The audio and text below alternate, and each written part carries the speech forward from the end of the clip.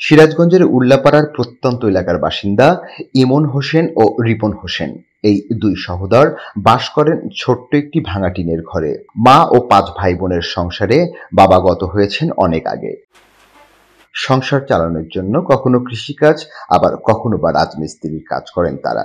এরপরও লেখাপড়ায় পিছুপা হননি ইমন ও রিপন।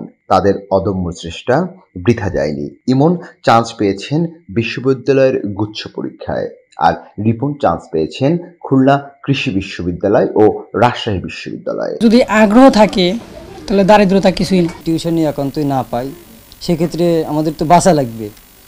এই কারণে আমার বাধ্য হয়ে সেখানেও রাজমিস্ত্রি কাজই করা লাগবে। দুই সন্তান আগামীতে আরো বড় হবে এমনটাই আশা মা বেহুলা খাতুনের। ওরা রাজমিস্ত্রি কাজ করছে, ওই ধান মান কাটতেছে, কাটে লেখাপড়া ওরা ঠিক রেখেছে। তাদের সাফল্যে খুশি এলাকাবাসীও। এই পরিবেশে বরাবর আবার লেখাপড়ার মধ্যে যেভাবে যত কষ্ট করতেছে, রাজমিস্ত্রি কাজ করেও তারা ভার্সিটিতে চান্স পেয়েছে। মেধাবী এই দুই শিক্ষার্থীর পাশে দাঁড়িয়েছেন স্থানীয় এক সমাজসেবী। দেশ এবং দেশের বাইরে যারা তাদের পাশে দাঁড়িয়েছেন, আশা করি রিপনের পাশে আগামীতে থাকবেন। অসহায় দুই ভাইয়ের পাশে দাঁড়াতে সমাজের বৃত্তবানদের সহযোগিতা চেয়েছেন স্থানীয়রা। সুজিত সরকার, বৈশাখী সংবাদ, সিরাজগঞ্জ।